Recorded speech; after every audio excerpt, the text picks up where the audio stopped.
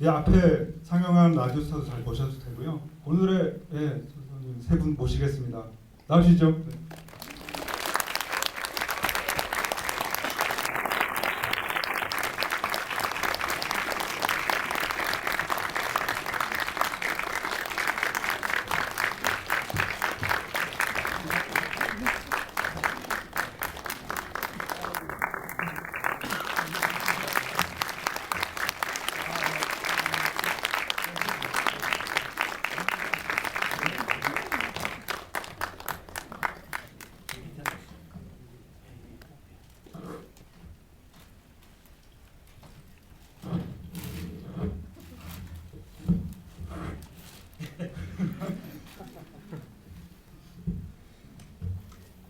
예, 많이들 기다리셨습니다. 오늘의 대화를 시작할 텐데요. 간단히 정리를 하면 이 안성기, 박중훈 두 배우는 참 네 편을 같이 하셨죠. 금방 보신 라디오스타, 그리고 그 박광선 감독님의 칠수와 만수, 그리고 강우석 감독님의 투캅스가 있고요. 또 이명세 감독님의 인정사정 볼 것 없다까지 네 편 하셨고요. 오늘 이렇게 그 이준익 감독님까지 모시고 이렇게 세 분 모신 건 정말 오랜만 같은데요. 아무튼 세 분께 인사 부탁드리겠습니다. 이준익 감독님. 저도 11년 전 영화인데 10년 만에 본 것 같아요. 두 번 들었습니다. 네, 반갑습니다. 박중훈입니다. 안성 선배님 아시다시피 60주년 그 행사의 일환으로 또 이 영화 저도 같이 출연하게 돼서 참 영광이 기쁘게 생각합니다. 네.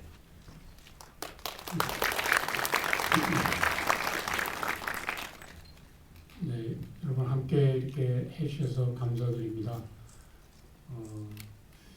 이 라디오 스타를 또 함께 보게 돼가지고 저희도 이준익 감독하고 저 뒤에서 같이 봤는데 11년 전 봤을 때나 지금 봤을 때나 아주 굉장히 비슷한 느낌으로 그때도 딱 두 군데 울었는데 이번에도 또 한 두 군데 똑같이 이상하게 눈물이 나오더라고요. 보통 자기 나온 영화 그냥 무덤덤하거든요. 이 라디오 스타는 좀 독특해요. 하여튼 좀 다른 영화하고는 좀 틀린 그런 분위기가 있는 그런 영화인 것 같습니다. 이런 영화를 여러분들과 함께 보게 돼서 정말 기쁩니다.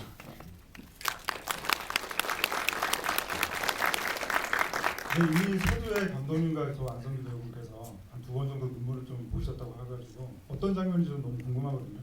여쭤봐도 될까요? 내가 한 건데 이 감독이 예, 여러분들하고 아마 비슷할 거예요. 감정이 더 풍부한 분은 3번 내지 4번 눈물이 나왔을 거고 좀 마른 사람은 한 번 정도 이렇게 촉촉하지 않았나 싶은데 2번이 아마 평균일 것 같습니다. 김양이 엄마 찾을 때 거의 대부분이 많이 이렇게 촉촉해지는 것 같습니다. 우리가 그때 같이 찍으면서도 그 마음이 좀 이렇게 짠했던 어떤 그런 느낌. 우리 보통이 이제 엄마 얘기가 나오면 전부 똑같이 약해지잖아요. 전부 자식으로서의 어떤 그런 감정 그런 걸로 바로 돌아가다 보니까 그 그리움에 전부 마음이 그러니까 눈물이 이렇게 나는 것 같습니다. 예, 그 장면입니다. 저도 그 김양이 당연히 눈물이 났었고요. 그다음에 역시 최군이 빗밥 먹는 박민수한테 고백할 때인데 왜 그런가 생각해 보니까 보면서 느꼈어요. 뭐냐면 모든 인간이 자기 안에 아픔이 있고 상처가 있는데 그 아픔과 상처를 애써 숨기고 누르고 살잖아요. 그래서 때로 그 아픔과 상처를 마주했을 때 사람들이 위압적으로 변합니다. 더 못되게 하고 그러다가 어느 순간에 솔직하게 고백하는 순간 그 순간이 아마 김양의 멘트고 아마 최근의 멘트 그게 아마 자신의 아픔과 상처를 고백하는 순간이었기 때문에 10년이 지났는데도 제 안의 아픔과 상처의 고백을 대신해 주는 것 같아서 눈물이 안 나올 수가 없었습니다. 그런 비슷한 장면을 박종원 배우께 여쭤봐도 될까요? 요즘에 뭐 예능에서 비와 당신을 너무 많이 부르셔가지고 또 로비에서도 계속 들리고요. 요즘 정말 많이 듣고 있습니다. 아 저는 그 어떤 장면 지금 방금 말씀하신 장면도 당연히 그렇고요. 이제 또 하나는 그 여관에서 헤어질 때가 굉장히 좀 울컥했고 제가 뭐 여기 계신 선배님에 비하면 뭐 아주 유천한 영화 경력이지만 제가 한 40편 찍었거든요 영화를. 근데 저 어디 가서 제가 32년 됐어요 영화를. 40편 찍었는데 좀 유천한 경력이라고 얘기해요. 저 어이가 없습니다 어이가. 그런데 이 영화는 그 라디오스타는 그 한마디로 관객들을 무장해제시키는 영화 같아요. 그러니까 뭐 평론가다 뭐 이론가다 뭐 딱한 시선으로 오는 사람들도 다 그냥 보고 그러면 이렇게 같이 마음을 이렇게 열어놓는 것 같은 이 영화 이런 경험은 제가 현재까지는 유일합니다. 라디오스타에서 안승준 선배님하고 이준익 감독님이 워낙 잘 만드셔서 지금도 흐뭇합니다. 그 공통적으로 그 얘기하시는 부분이 그 버스에서 우시는 장면 같은데요. 사실 저도 극장에서 한 2번 정도 봤고, 근데 이제 집에 있으면 꼭 그 케이블에서 나올 때는 꼭 끝까지 보는 것 같아요. 그러니까 어느 장면에서 이제 시작을 해서 보더라도 그 버스 장면까지는 그냥 계속 보게 되는 것 같아요. 그 중간에 끊지를 못하고 그런 느낌인데. 그래서 그 장면 연출하셨을 때가 어땠는지 사실은 안성기, 박중원 두 배우분께는 저도 여쭤보고 그랬었는데 그 장면 연출할 때 어떤 느낌이나 이런 것들도 이건 이준익 감독님께 한번 여쭤볼게요. 사실 저 이 영화는 제가 별로 연출했다는 기억이 별로 없어요. 아시다시피 이 두 분이 이 여러 작품을 계속 만들어오는 그 연장선상에서 라디오스타라는 영화로 만나친 거죠. 그래서 그냥 하는 대로 그냥 다 오케이 해가지고 그냥 편집해서 붙인 거예요. 그러니까 그렇게도 연출 뭐 했나? 별 기억이 없어요 그게. 그냥 하는 대로 찍어서 붙인 거예요. 점수를 지나치면 이렇게 아무튼 그 세 분 예전에 함께 하셨을 때가 참 궁금한데요. 그래서 사실 이 작품을 보고 있으면 금방 그 이준익 감독님 말씀처럼 어떤 인위적인 연출이 전혀 끼어들지 않은 그런 느낌이 드는데 그 여러 인터뷰에서도 정말 이 세 작품 물론 세 분께서 정말 열과성을 다해서 만드셨겠지만 아니 때 고백할 게 생각났다. 열과성으로 안 했어. 왜냐면 그리고 저희가 이제 방송국에서 닫힌 공간에서 많은 장면을 찍잖아요. 그러면 이제 모니터 뒤에 바둑판이 하나 있었어요.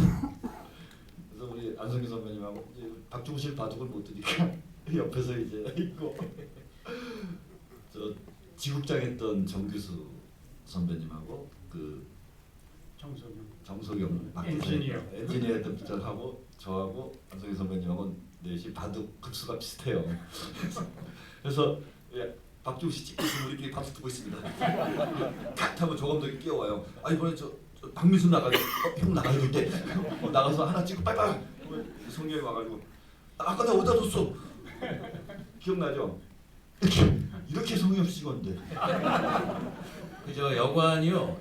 극 중에서 나온 여관이 실제 저희들이 묵었던 여관이에요. 3개월 동안 영월에 있는 여관인데 그러니까 그거 찍을 땐 진짜 숙소에 있다가 방에 있다가 찍자고 원래 자기 자는 그 방에서 그냥 찍는 거예요. 그래서 다른 인터뷰를 봐도 뭐 금방 말씀하신 그런 여러 에피소드뿐만 아니라 뭐 그냥 쉴 때 그냥 그 낚시도 하시고 그래도 낚시는 맞아 낚시도 했어요. 이게 낚시를 하시고 그러셨다. 두 분이 연기 건강해서. NG가 안 나니까 계속 오케이 하다 보니까 보통 한 2시면 낮 2시면 끝나가지고 오후에 할 시간이 없으니까 성기 형님이 이거 너 낚시 나갈까? 그래서 동강 가서 이제 낚시를 해서 꺽지라고 이렇게 조그만 고기인데 워낙 낚시를 잘하세요. 그래서 저 이제 옆에서 하다가 나는 안 잡히는데 저기 잘 잡히지? 형 바꿔봐. 거기 가서 하면 또 나는 안 잡히고 이러고 잘 잡히는 거야. 그래서 그 잡아놓은 물고기를 나중에 모았죠. 모아서 이렇게 식당에 이제 매운탕 직원들 회식하죠. 그 스태프들 회식하고 그랬어요. 하도 고기를 낚시 자주 가가지고 낚시 진짜 잘했어요. 네, 계속 듣고만 계셨는데 뭐 좀 정리를 해주시죠. 어떤 거기 영월에서 찍는 지금 우리가 한 2달 반 거의 3달 2달 반 정도 진짜 그 방송국 그 분위기 있지 않습니까?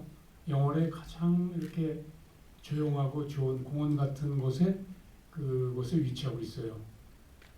그래서 보통 촬영을 하면은 주변에 약간 소란스러움, 그다음에 뭐 방해 요소가 많은데 전혀 그런 것이 없이 정말 조용하게 우리끼리 이렇게 할 수 있어서 어디 뭐 휴가 가서 같이 뭐 MT도 하고 뭐 이런 느낌으로 촬영을 굉장히 어떤 영화보다도 이렇게 행복하게 찍은 영화가 아닌가 생각이 되고 뭐 에피소드는 뭐 여러 가지가 많은데 거기 청록다방에 이제 나오는데 거기 카운터에 앉아 계시던 분이 진짜 주인이세요. 예, 그리고 우리가 라디오스타 끝나고 나서는 그 라디오스타를 이제 좋게 보신 분들은 영월 가게 되면 청록다방을 꼭 들린답니다. 근데 그 마담 아줌마를 보러 가는 게 아니라 혹시 김양 같은 사람이 좀 있을까봐. 근데 김양같이 그렇게 어린 분들은 없었나 봐요. 그래서 약간 거기에 대해서 이제 실망을 했다 그러는데 그래도 저희 박정희 씨하고 저는 거기 아파트에다가 이렇게 그림도 그려놨습니다. 그래서 영월 뭐지 그게 아파트에 큰 아파트에 두동인 상간지 아파트 아니요. 얼굴이 영월 명예군. 군민 뭐 이렇게 돼 있고요. 안 선배님은 국민대역이라고 군민대역이라고 아니 그 영월에서는 영월 군수님이 이 라디오스타를 너무 이렇게 영월을 알리는데 큰 역할을 했다고. 그 방송국이 원래 KBS 소유였는데 영월에서 매입을 해가지고 라디오스타 박물관을 만들었어요. 그래서 개관식 때 갔었는데 거기 이제 우리나라 유일한 라디오 박물관이에요. 그 방송국이 그렇게 있어요. 그게 여러분 아시죠? 저기 그 극중에서 방송국이 KBS 영월 지국이었어요. 실제로 그러다가 이제 그게 원주로 이제 하면서 빈 상태였었죠. 네. 그 이준익 감독님께서는요, 그 사실 박중훈 배우랑 이제 황산벌을 이렇게 일찍 만나셨고 어떻게 보면은 안성기 배우분과는 좀 늦게 만나신 느낌도 좀 있어가지고 사실 근데 두 분이 워낙 오래된 관계셔서 좀 예전에 좀 만남 첫 만남이 좀 궁금한데. 글쎄요, 저는 그 사실은 예전에 제가 93년도에 그 키드캅이라는 어린이 영화로 데뷔를 했었는데 그때 제가 이제 우리 안성기 선배님한테 캐스팅 의뢰를 했다가 빠꾸 맞은 기억이 첫 번째 어떤 게 같아요. 그러다가 이제 10여 년이 지나서 아주 흔쾌히 두 분이 함께 영화를 해가지고 제가 뭐 아유 복 받은 거죠 제가. 너무 큰 거.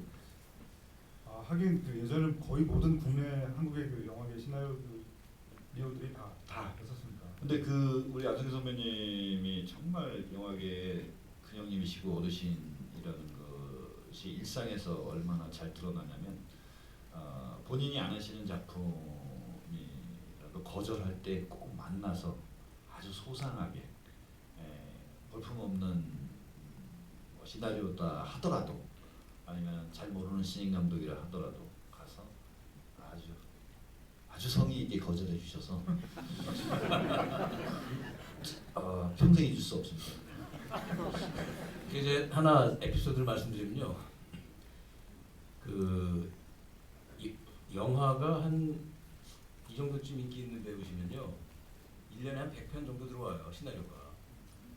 지금은 조금 줄었을 수 있겠습니다만 그러면은 하는 영화 1년에 한두 편 아니에요. 그럼 98편을 거절해야 되잖아요. 10년 거절하면 980번 거절해야 돼요. 근데 영화계라는 데가 되게 좁아요. 다 가족 같고.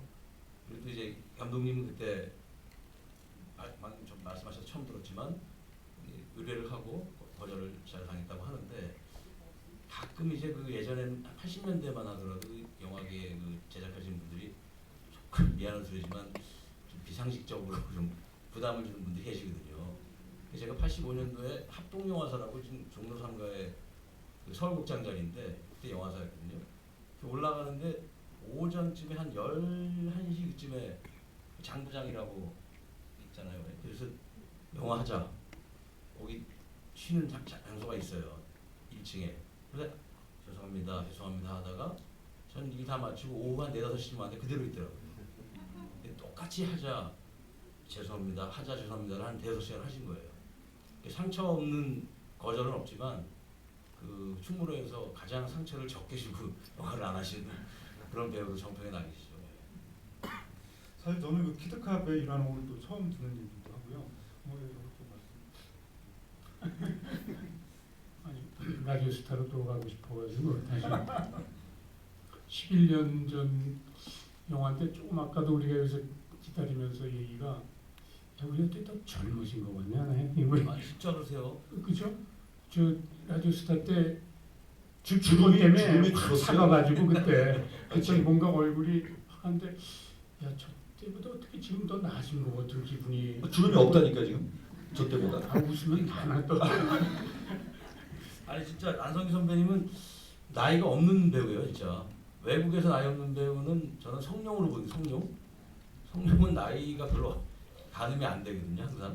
근데 안성기 선배님도 예전에 남북을 찍을 때가 불과 30대셨을 텐데 그때도 한 60대를 보이시고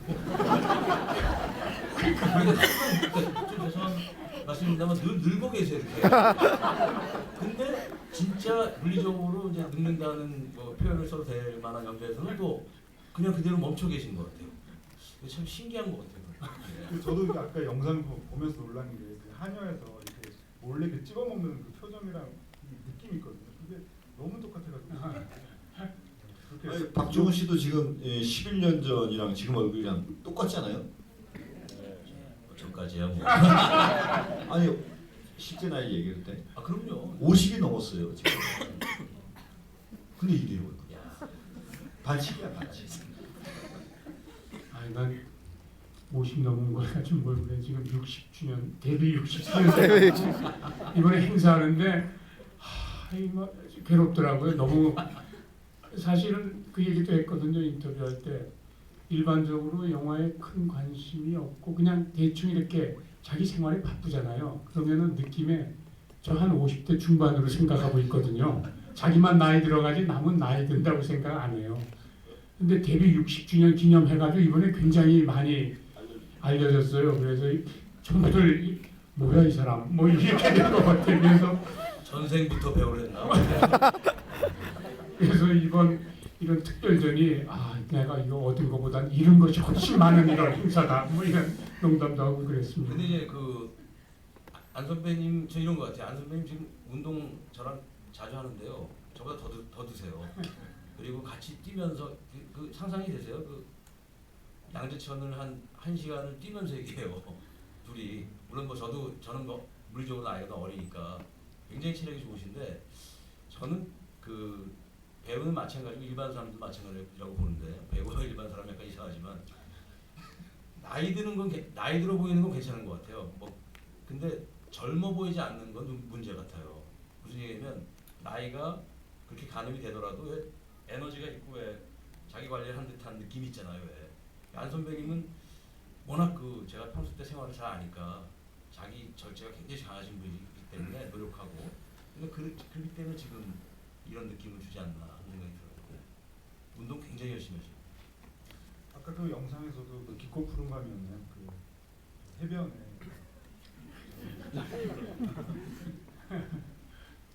그리고 또 라디오스타에 관련해서 여러 인터뷰들을 찾아보니까 또 재밌는 부분은 그 아드님께서 내가 지금까지 봐온 그 아버지 영화 중에 이 라디오스타의 모습이 제일 많이 실제 모습하고 닮은 것 같다. 이런 말씀 하셨더라고요. 예, 저 자신도 그렇게 느끼고 있어요. 평소에 뭐 이렇게 좀 점잖고 뭐 이렇게 얌전하고 이런 것 같은데 딱 저렇게 놀 땐 막 그래요. 막 저 뭐라 그럴까 좀 개구장이에요. 현장에서 뭐 그런 모습은 투캅스에서도 많이 저 보이긴 했지만 제 모습하고 상당히 비슷합니다. 그러니까 안성기 선배님이 아주 기가 막힌 깨끗한 매너와 아주 그렇게 다 알고 계시잖아요. 사실도 그렇고. 근데 화날 때 어떻게 되시는 줄 아세요? 소리 지르거나 뭐 이러지 않으시고요. 일단 말수가 확 줄어요. 근데 오차 범위 내에서 줄어요. 그 다음에 잘 기본 표정이 이러시잖아요, 약간. 근데 이게 싹 주름이 펴져요. 주름이 펴지고 말수가 아주 가녀리게 이제 이상하게 저는 금방 알아요. 저는 진짜 금방 알아요. 아, 화나셨구나. 오늘 좀 좋으신 거죠? 오늘은 아주 좋으신 거예요. 오늘 상태 좋으신 거예요. 그리고 라디오스타는 또 처음에 시작할 때는 이 그 두 사람의 관계나 뭐 이런 설정 이런 것도 조금 달랐다고 하는데 어떤 아니 뭐 글쎄 모든 시나리오는 다 영화가 되면서 달라질 수밖에 없죠. 실제로 이 영화를 그 제작에 어떤 정승혜 씨가 이 두 분을 아예 처음부터 설정을 해놓고 진행을 했었기 때문에 사실 시나리오라는 것은 이렇게 뭐 설계를 하는 표시이고 결국에는 배우가 그 이야기를 토대로 자신의 모습을 진실되게 보여주는 순간 캐릭터는 다 변하게 됩니다. 만약에 다른 배우가 있었다면 다른 라디오스타가 나왔겠죠. 만약에 이덕화 씨하고 한석규 씨가 있으면 훌륭하게 했겠지만 이 느낌의 라디오스타는 안 나온다 이 말씀이죠. 그렇죠, 맞아요. 예.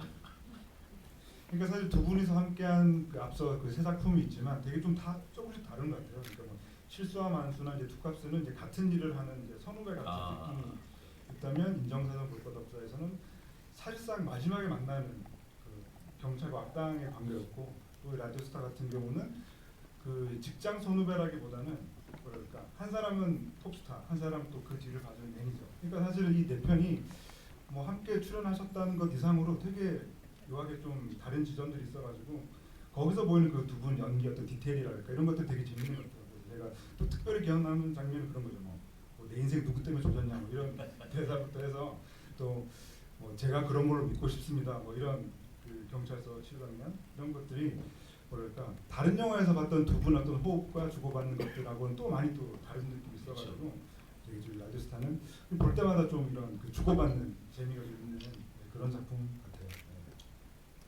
안 선배님 그 모든 배우가요 사실은 자기가 표현하는 직업이니까 일이니까 자기에게 시선을 관객들이 줬으면 하는 마음이 당연히 있거든요.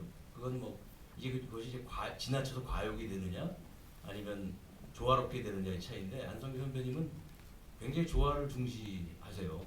그렇기 때문에 뭐 나이상으로 뭐 손녀 손자 같은 배우하고 하더라도 자식 같은 배우하고 하더라도 굉장히 편안해요 상대방이. 저는 내 편을 해봤으니까 너무 잘 알 거 아니겠어요. 그런 믿음이 있는 조화를 더 우선시하시고요. 그 다음에 라디오스타를 찍을 때는 지금 선배님 제가 알게 된 게 32년 됐는데 당시에는 21년 됐단 말이에요. 21년 작은 세월이 아니잖아요. 21년 동안 그 당시 굉장히 밀접하게 지내왔기 때문에 어느 순간에는 연기가 아닌 것 같기도 하고 우리가 뭐 흔히 뭐 배우들끼리 뭐 이 케미가 맞았다고 하는데 이거는 저는 다 저한테는 두 번 다시 올 수 없는 그런 케미스트리 그리고 그런 것을 금방 보시고 굉장히 배우들을 풀어놔줬어요. 이렇게 영화 속에서 특별한 디렉션을 줬다기보다는 어디만 안 새 나가면 된다는 것이 이제 감독님 디렉션이었으니까 굉장히 더더욱 편했죠. 그리고 가장 중요했던 건 우리가 그때 그 영월 그 모텔에서 이제 자기 전에 꼭 뭐 술도 한잔 하고 뭐 예, 우리 안성기 선배님이 그때 그 사케죠. 사케 그 뭐지? 히데사케. 히데라고 이 보고 지느러미를 스스로 이렇게 부었어요. 이렇게 싹 부어서 사케에다가 탁 넣어서 한 잔씩 딱 돌려먹고. 그래서 뭐 영화 얘기는 안 하고 뭐 딴 얘기만 했어요. 아니요 그래도 영화 얘기 했다고 하는 얘기를 하려고 지금 하는데 그게 지금 그게 아니고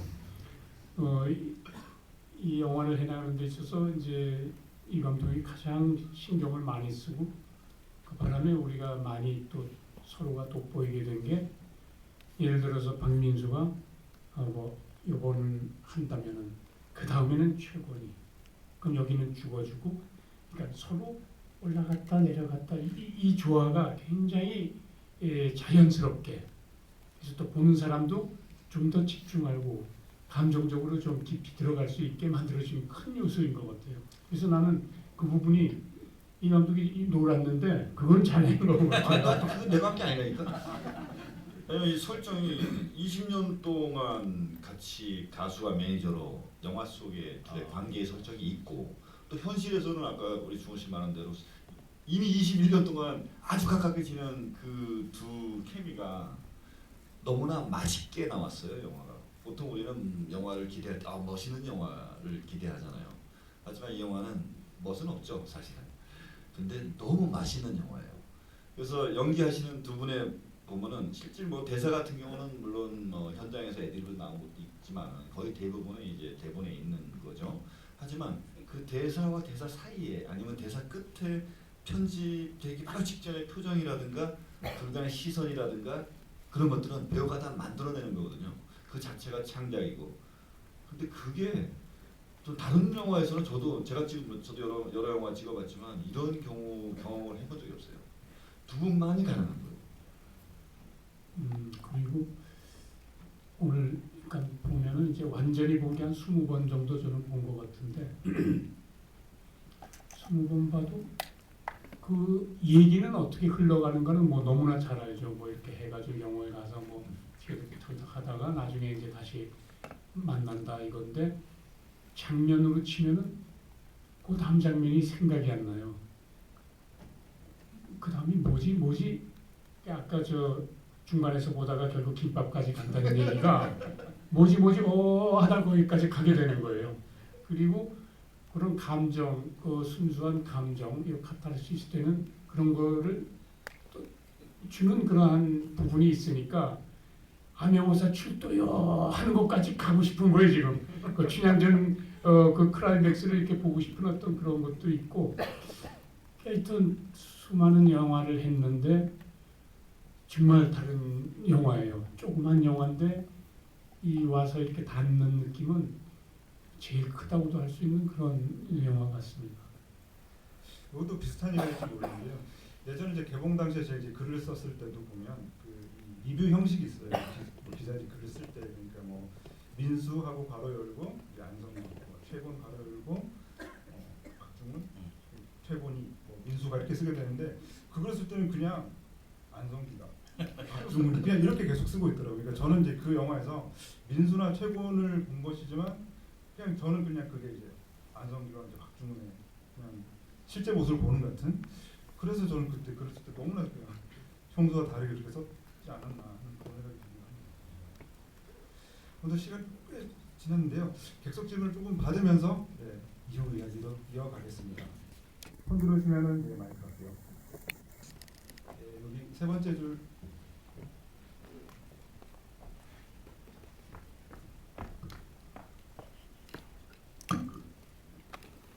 예, 저는 그 두 분의 그 상투적인 멘트지만은 오랜 팬인데 저는 11년 전에 이거 개봉할 때 그 극장에서 봤었습니다. 근데 그때 보고 또 오늘 또 보면서 느낀 건데 88년작 박광수 감독님의 칠수와 만수 업그레이드 버전을 본다는 느낌을 받았습니다.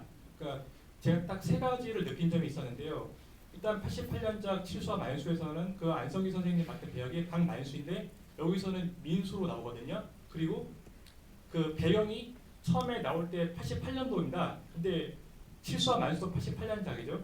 그리고 마지막 하나는 그 88년작 칠수와 만수에서 이제 안성기 선생님은 고향으로 내려가고 그리고 박중원 선생님은 이제 그 동두천 아버지를 만나러 가는 그 기찻길을 건너는 장면이 있는데 세 분이 그 라디오스타에서 술을 마시고 그 기찻길 아침에 건널 때 그 모습이 오버랩 되던데 제가 생각한 게 맞는 건지 좀 궁금해서 얘기 여쭙습니다. 그걸 어떻게 대답하겠어요? 그렇게 얘기하는데 그런 줄 알아요. 아니 저는 생각하면 정말 깊게 봐주셔서 감사합니다. 전 선배님 전혀 생각 못해요.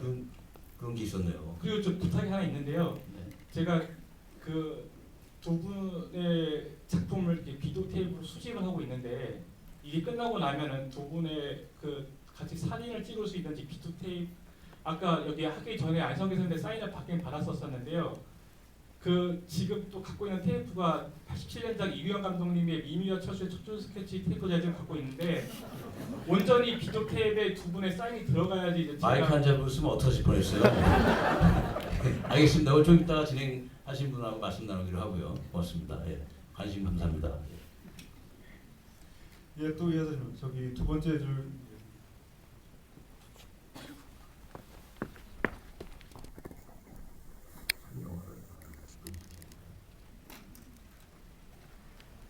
선생님들 안녕하세요. 제가 영화를 보고 궁금한 게 좀 많았는데 하나만 할게요. 좀 들리게 해주시겠어요? 네. 안상기 선생님 김밥집으로 활동하는 거 보고서 치킨집 들렸는데 시나리오 작가가 그렇게 아침에 치킨을 팔 수는 없어서 그런 거예요. 이것보다도 사실은 치킨집이 생긴 게 이렇게 많아진 게 최근이죠. 11년 전만 해도 치킨집보다는 김밥집이, 그리고 치킨을 지하철에서 팔긴 그렇잖아요. 아침에 김밥을 하게 돼 설정된 것은 그것의 어떤 신의 목표. 박민수가 돌아가서 와이프와 함께. 사실 이 영화는 여자분들이 보면은 굉장히 불쾌할 수 있는 영화예요. 맨 마지막에 버스에서 김밥 먹고 오는 게 아니라 치킨 먹으면서 울었어요. 그렇지는 않았을 것 같은데. 예, 또 이어서 받겠습니다. 그 뒤에 계신. 예, 안녕하세요. 저 개봉 당시에 극장에서 한 2번 보고 오늘 스크린으로 3번째 보는데 다시 봐도 여전히 너무 좋네요. 그 영화 보다 보면은 그 신중현 선생님 노래가 계속 나오거든요. 한 4곡 정도 나오고, 감독님 작품 중에 님은 먼 곳에도 있고요. 즐거운 인생 보면 그 혁수 대사에도 또 신중현이라는 나오고, 그리고 개인적으로 제가 2007년도에 신중현 선생님 공연 감독님 옆자리에서 본 기억이 또 있고요. 감독님께 신중현이라는 뮤지션이 어떤 의미이고, 혹시 또 그분 인생 가지고 영화를 만드실 계획이 혹시 있으신지 궁금합니다. 정말 하고 싶은데 제가 뭐 아직 그 재량이 못 돼서 못 하는데, 저는 신중현 선생님이 대한민국의 락과 팝과 대중가요에 아주 어마어마하신 분이고, 제가 이 라디오스타에서 음악을 선곡할 때 신중현 선생님한테 허락을 맡아야 되잖아요. 그래서 그분을 허락 맡으러 찾아뵙고 몇 시간 동안 말씀을 듣는 과정 안에서 더 많은 감동을 받았고, 또 조용필 씨 그 노래도 한 번도 영화에 허락을 안 해주시는데, 우리 정말 힘들죠. 안성기 선배님하고 중학교 동창이라서 각별하게 부탁을 받아서 그대 발길이 머무는 그대 곳에 발길이 그 머무는 쓰게 된 거예요. 근데 신중현 선생님 같은 경우는 뭐 지금 너무 길게 얘기할 수 없으니까, 요즘의 젊은 친구들이 뭐 서양의 팝이나 락이나 요새 뭐 이런 거 많이 좋아하지만, 신중현 선생님의 히스토리를 알게 되면은 아마 그분은 뭐 지미 앤드릭스나 뭐 어마어마한 기타리스트 못지않은 대단한 분이시라는 걸 좀 알아줬으면 하는 마음 때문에 유독 이 영화에 더 많이 쓰게 됐습니다. 감사합니다. 예, 영화를 배우고 있는 고등학교 3학년인데요. 지금 외국 영화만 보다가 지금 한국 영화를 정말 오랜만에 보게 되는데요. 지금 영화를 배우느라 옛날 영화를 찾아보려고 하는데요. 각자 생각하시는 우리나라 영화 중에서 최고는 뭔지 정말 궁금합니다. 고단센다운 질문을 했네. 자, 영화의 최고가 뭐냐라는 질문에 제가 약간 다른 말씀을 드리고 싶어요. 영화는 최고가 없습니다. 우리 박중훈 씨가 옛날에 정말 명언을 했어요. 문화예술은 기록 경기가 아니다. 그러니까 다양한 가치가 소중하게 다 공존하는 것이지 뭐가 최고다. 뭐 서열을 매기고 순위를 매기는 것, 그 생각 자체가 잘못됐다. 그래서 최고는 없습니다. 다 최고이듯이. 김치찌개, 된장찌개, 불고기 백반 중에서 어느 게 좋냐 이거거든요. 다 그때 필요한 게 있죠. 예, 물론이죠. 그럼 제가 이쯤에서 되게 궁금한 게요. 그러니까 이주일 감독님의 연출작이 아니고 뭐 박중훈 선배님 같이 출연한 작품 아닌 것 중에서 좋아하시는 안성기 작품 뭔지 좀 궁금하네요. 저는 인상적이었던 작품으로 기억되는 것은 이제 군대가 있을 때, 옛날에 80년대 초반에 군대는 이제 16mm 영사기가 각 예하고, 그러니까 작은 부대까지 와가지고 내무반에서 이렇게 광목 쳐놓고 틀어줬어요. 그래서 제가 이제 밤에 보초를 나가야 되는데 보초 나가기 전까지 그냥 집중해서 봤던 영화가 만다라예요. 그래서 임권택 감독님한테 말씀드렸는데 그 만다를 잊을 수 없습니다. 그리고 그걸 딱 보고 이제 한 밤 12시쯤 이제 보초를 쓰러 나간 거죠. 2시간 동안. 근데 그 영화를 생각한 그 기억이 저한테는 최고의 영화로 남아 있습니다. 특이한 게 군대에서 이렇게 만다라.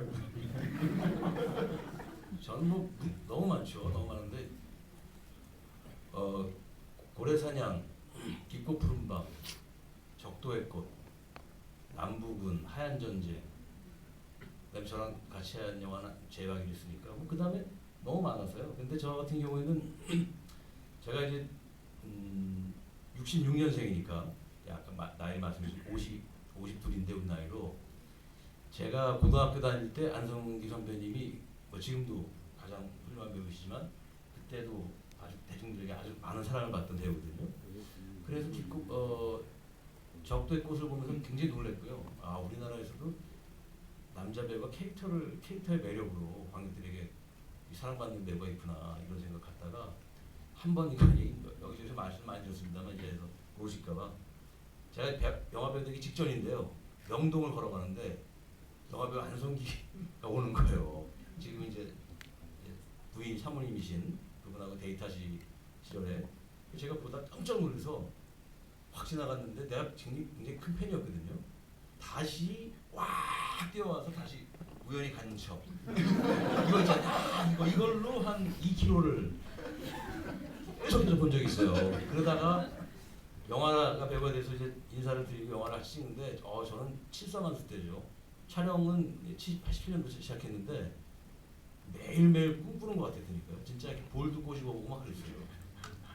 그럼 이왕 얘기 나온 거 74만수 찍을 때는 제가 20대 초반이면 안성기 30대신데 그때 우리나라 영화가 너무 열악해서 지상으로부터 50m 정도 위에 올라가 있는 옥탑인데 그냥 지금 못 믿으실 거예요. 어떻게 하냐면 그 찍는 거기를 이렇게 형님이 저한테 뭐라 그래요? 일로 와라. 저쪽 가서 기도하자. 손을 잡고 기도를 해요. 지켜주시고 아멘 하고 그리고 맨손으로 올라가요. 거길 맨손으로 올라가요. 그러면 합판 이런 게 2개가 있어요. 거기서 하는 거기서 야 정말 힘들게 찍었었죠. 이 일을 왜 하는지 모르겠습니다만 무수한 작품이 있습니다. 네, 저는 박주호 씨 내가 필름도 없어졌다는 게임의 법칙이라는 게 있습니다. 게임의 법칙. 그 영화는 그러니까 지금 볼 수가 없는 거죠. 나의 상 나의 신부도 없어졌고요. 나의 사람. 나의 상 나의 신부도 없어. 게임 법칙도 없어요. 네, 그것도 없어요. 우리 영화가 VHS 비디오로 봐요. 그러니까 영상 자료는 이해서 안 되는데. 대부분 그 제작사가 좀 잘못해서 관리를 잘못한 거예요. 이게 우리나라가 76년도부터 영화 이제 당시에 영화진흥공사가 필름을 의무적으로 이렇게 프린트를 보관하게 했습니다. 그래서 대부분이 이제 그걸 잘 이행한 사람들은 그 필름이 거의 다 많이 남아 있는데 이제 지금 같은 경우 대출해 줄 때 내가를 직접 저 프린트를 다시 뜨면 한 200~300만 원 이렇게 돈이 든대거든요. 그걸 아끼려고 내가 필름을 내줘가지고 복사를 안 해가지고 뭐 완전히 영화가 없어지게 되는 그런 경우인데 이건 말도 안 되는 거죠. 얼마 안 된 건데 필름이 없어졌다는 건 너무 안타깝고 그리고 같이 했던 인정사정 볼 것 없다. 그건 뭐 진짜 그 박중 씨의 그 매력이 아주 잘 보이는 그리고 영화적으로도 아주 뛰어난 그런 영화라고 생각을 하고 있고요. 예, 그렇습니다. 이준익 감독님 작품은 저 왕의 남자 좋아합니다. 1000만 넘어서 좋아하는 게 아니라 그것도 울림이 컸던 그런 영화는 물론 최근에 흑백 저예산으로 찍은 동주도 너무 좋았지만요. 사도 보고서는 같은 영화인끼리도 전화 잘 안 하거든요. 뭐 이렇게 무시해서 안 하는 게 아니라 그냥 좀 쑥스럽기도 하고 해서 잘 봤다는 얘기 잘 안 하게 되는데 사도 보고 나와서 극장에 나오자마자 흥분해갖고 너무 잘 봤다고 막 했더니 부산에서 그때 송강호 씨하고 이화인 과 같이 너무 고맙죠. 하다 보면 늘어요. 예, 그럼 마지막 질문 받겠습니다. 마지막 질문이라는 걸 조금 감안해 주시고 여기 그 까만 옷 입으신 저기 아주 성은 분이신데 그럼 두 분 같이 받을게요. 예. 한번 손 들으세요. 예. 예. 하고 그리고 뒤로 뒤에 마이크. 사모님하고 같이. 네, 제가 라디오스타가 정말 인생 영화인데 오랜만에 스크린으로 봐서 너무 좋았고요. 드리고 싶은 말씀은 연기하신 지 60주년이신지는 저도 아까 말씀하신 것처럼 처음 알았거든요. 50대신 줄 알아서.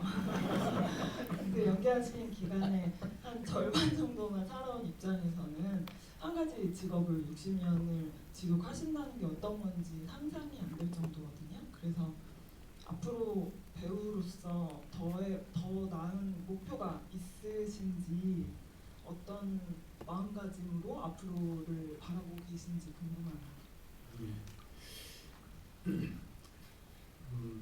60년 됐는데 사실은 시작은 제가 5살 때였으니까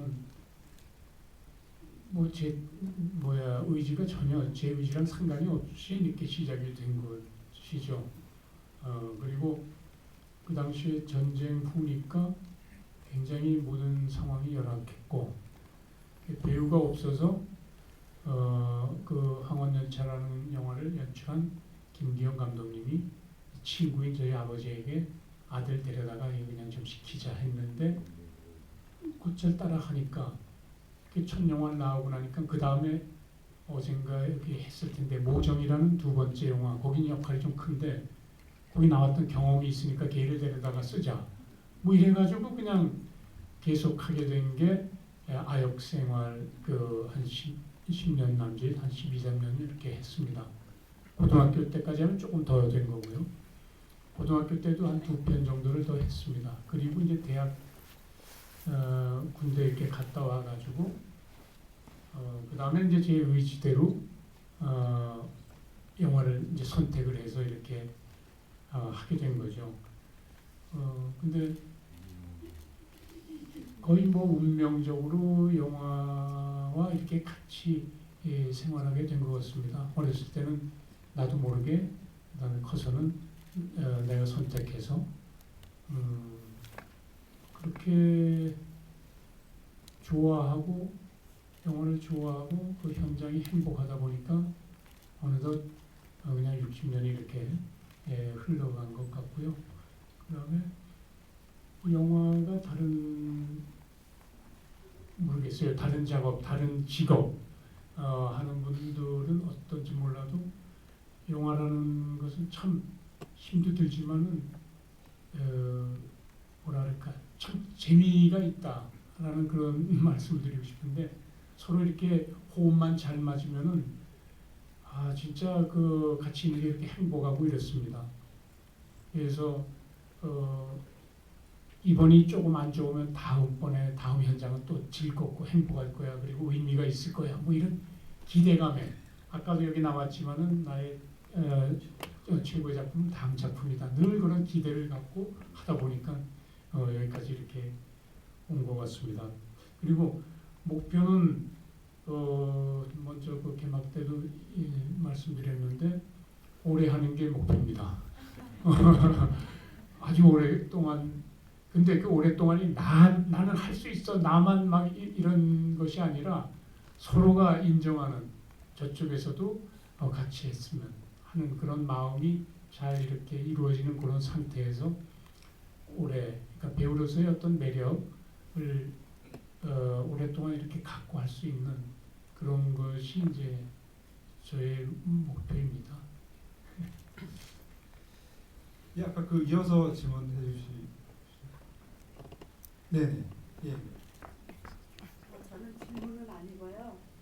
세 분의 영화를 너무 좋아하는 노인으로서 오늘 세 분 사인회를 좀 해주셨으면 어떨까 하고 생각이 듭니다. 우선 감사합니다. 저희 뭐 요즘 그 실제로 그 연배가 좀 있으신 관객분들이 상당히 많이 극장을 찾으시고요. 예전에는 왜 가면 좀 약간 어색한 것도 있었잖아요. 지금은 실제로 각 극장에 가보면 5, 60대 또 그 이상의 분들이 아주 의미 있는 포션으로 관객들을 형성하고 있거든요. 여기 와주신 거 너무 감사하고요. 외국도 이제 아까와 마찬가지로 그 분하고 잘 조율해서 있다가 근데 오늘 바로 일정이 있으셔가지고요. 예, 행사 끝나면 그냥 좀 탁석하신 가운데 먼저 좀 나가셔야 될 것 같아서 조금 양해 말씀 부탁드리겠습니다. 예. 아무튼 행사는 뭐 이쯤에서 조금 마무리해야 될 것 같은데요. 제가 이제 예전에 그 안성기 선배님에 관한 뭐 여러 글들을 읽으면서 가장 인상적이었던 부분이 있어요. 그러니까 안성기 배우라는 사람은 한국 영화에서 대통령을 연기한 적도 있고, 뭐 왕을 연기한 적도 있고, 뭐 군인을 연기한 적도 있고, 군인도 심지어 여러 번이죠. 뭐 해안 전쟁의 군인도 있고, 남부군의 빨치산도 있고, 그리고 실미도의 군인도 있고, 그리고 사진 작가를 연기한 적도 있고, 중국집 배달부를 연기한 적도 있고, 극장에서 이제 그림을 그리는 페인트 공을 연기한 적도 있고, 정말 많은 역할들을 했는데, 그러고 보니 뭐 영화평론가 정성일 평론가님이 왔었는데, 그 안성기라는 배우는 그 한국인을 연기했다, 한국 사람을 연기했다, 뭐 특정한 뭐 박민수, 또 뭐 영조대왕 이런 특정한 캐릭터를 연기했다기보다 그는 영화 인생에 걸쳐서 한국 사람을 연기했다라는 표현이 저는 너무나 와닿더라고요. 그래서 아까 서두는 제가 뭐 말씀을 못 드렸는데, 아까 이 오프닝 이 필름을 그 영상 편집된 그 영상을 보는데 진짜 좀 눈물이 확 나더라고요. 하나하나 보고 있고 막 그 클로즈업으로 이제 다가오는 안성기 배우분의 그 캐릭터의 그 눈빛하고 마주치는데 진짜 눈물 나더라고요. 아무튼 그 제게도 조금 그런 배우가 아닌가라는 생각이 들어서 이번 영화제를 통해서 많은 분들이 다양한 작품들을 더 보시고 또 이어서 이제 안성기 배우는 또 신작을 곧 만나게 되지 않을까라는 생각이 들면서 뭐 이렇게 마무리를 할까 하고요. 그래도 세 분 마지막 말씀 듣고 이 자리 끝내도록 하겠습니다. 우리 안성기 선배님의 60주년 자리에 같이 이렇게 앉아 있어 정말 영광입니다. 좋아요. 예, 저도 이 자리에 있게 돼서 정말 영광이고요. 그리고 저는 그 아까 우리 고등학생도 드리고 싶은 말씀인데, 언젠가는 그때 제가 질문했던 고등학생입니다라고 하면서 영화계에서 만났으면 좋겠어요. 저는 사실은 지금 그 학생만 할 때 배우를 꿈꿨고, 그 당시 제 눈에 비친 최고의 배우는 뭐 지금까지 변하지 않았지만 안성기라는 배우고, 그 배우 감히 연기를 지난 30년 동안 4편을 했고 관객들에게 사랑받았기 때문에 제가 저 박중계로 그냥 기준으로 삼아도 베스트 작품 4편 꼽으라고 하면 4편이 다 들어가요. 그리고 안성기 선배님의 얼마 전에 그 특별한 행사가 있어서 안성기의 영화 뭐 5편인가 16편인가 16편을 꼽았는데 그 중에 4편이 다 들어갔거든요. 그냥 무한한 영광으로 생각하고 있고요.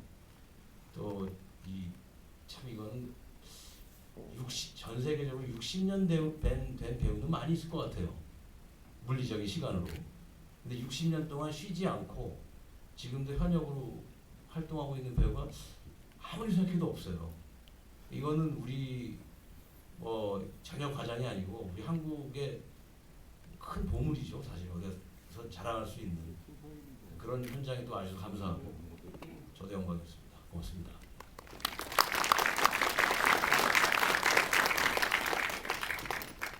예, 그거 맨 재미로 그렇게 만날 신성희 선배님이 요 앞쪽에 앉으셨어요. 그러면 야, 성기야, 네가 나보다 3년 선배다. 이거 참 3년 선배구나 네가. 뭐 이렇게 말씀을 하세요. 그래서 저도 송구스러워가지고 데뷔 60주년 됐으면 정말 좀 늑소해하고 뭐 좀 이래야 되는데 그렇지 못해서 정말 죄송합니다라고 먼저 말씀드리죠. 예, 오늘 진짜 이렇게 좋아하는 영화 이렇게 함께 봐서 정말 좋았고요. 저희 처음에 시작하면서는 그냥 안 하고 그냥 지나갔으면 좋겠는데 뭐 이렇게 자꾸만 뭐를 만드는 게 상당히 좀 부담스러웠습니다. 근데 그건 이제 저의 입장이고 이제 자료원 어떤 뭐 이렇게 역사적인 어떤 그런 부분을 진다면 아마 그런 것이 이제 필요하니까. 근데 하고 나서 생각해 보니까 이런 것이 그냥 지나갈 게 아니라 조금 더 이번뿐만이 아니라 앞으로 일어나는 행사가 조금 더 적극적으로 참여해가지고 좀 더 이렇게 활성화 좀 이렇게 시키는 것이 어떤가. 왜냐하면 우리가 지금 현재 우리 앞에 이제 다가오는 그런 신작들, 새로운 뭐 여러 가지 정보들 너무 많잖아요. 봐야 될 것이. 옛날 것을 뭐 간과할 수밖에 없게 되는 어떤 그런 분위기. 특히나 그 당시에 이제 어렸던 이제 젊은 분들은 진짜로 과거에 또 필름들을 볼 기회가 적은데 이런 것이 조금 더 뭐라 그럴까 많이 알려지고 야 그거 참 의미도 있고 가보면 재미도 있어 이러한 것이 좀 더 많이 알려져 가지고 하는 그런 계기가 됐으면 참 좋겠다고 이렇게 생각이 듭니다. 여러분 또 앞으로 28일까지 있으니까 또 궁금하고 또 보고 싶은 영화 또 많이 봐주시면 감사하겠습니다. 감사합니다.